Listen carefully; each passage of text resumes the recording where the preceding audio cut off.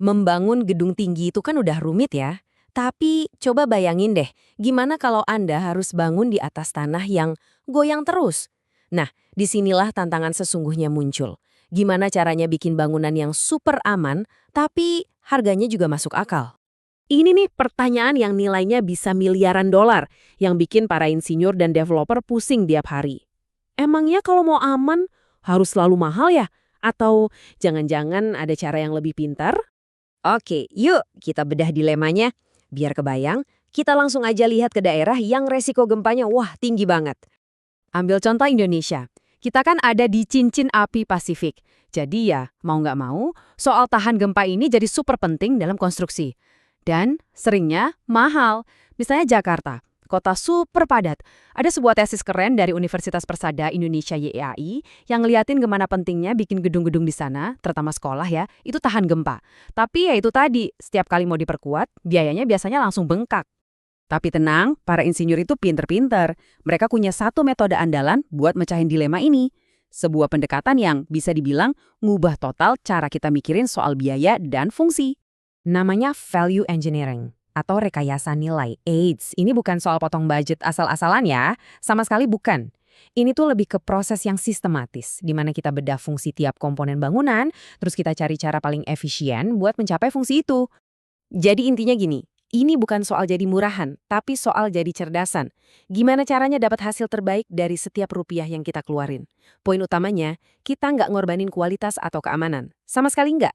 Malah, kita justru buang biaya-biaya yang nggak perlu, biaya yang sebenarnya nggak nambah apa-apa ke fungsi utama si bangunan. Oke, itu kan teorinya ya, kedengerannya keren. Tapi praktiknya gimana? Nah, pas banget, kita punya studi kasus yang menarik banget buat dilihat. Jadi, tesis yang tadi kita sebutin dari Denny di Universitas Persada Indonesia YAI itu benar-benar nguji konsep ini. Mereka ngambil desain sebuah gedung sekolah di Jakarta, terus mereka coba desain ulang pakai dua metode berbeda.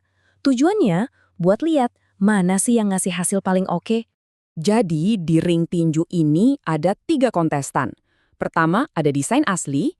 Kedua, ada desain ulang yang patuh sama aturan, ikutin standar nasional atau SNI plek-ketiplek.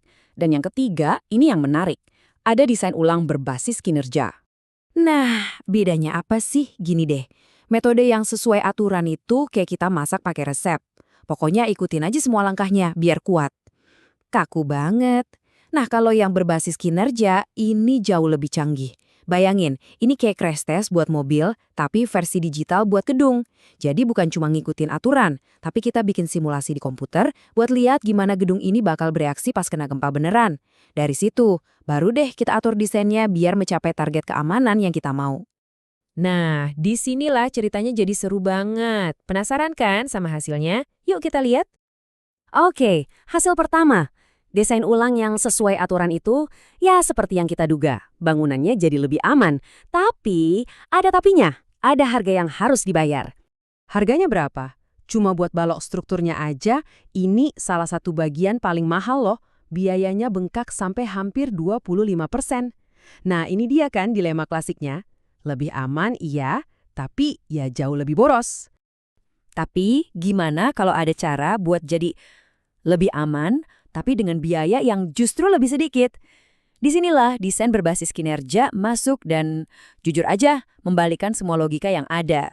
Dan hasilnya, wow, ini benar-benar di luar dugaan. Metode berbasis kinerja ini bukan cuma bikin biayanya nggak naik, tapi justru berhasil memangkas biaya baloknya sampai hampir 31% dibandingin desain aslinya loh ya. Coba deh lihat grafiknya.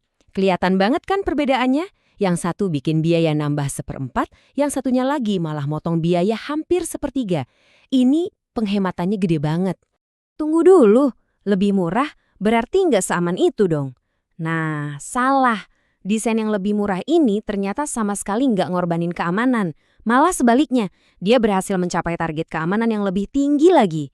Targetnya itu namanya immediate occupancy. Gampangnya gini, sekalipun ada gempa gede, gedungnya itu masih aman buat langsung dipakai lagi. Kerusakannya minimal banget.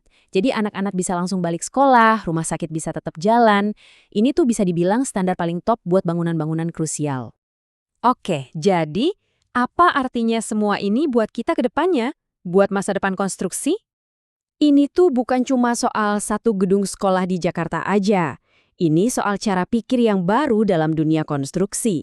Studi ini nunjukin kalau kita tuh sebenarnya bisa keluar dari jebakan pilih aman atau pilih murah.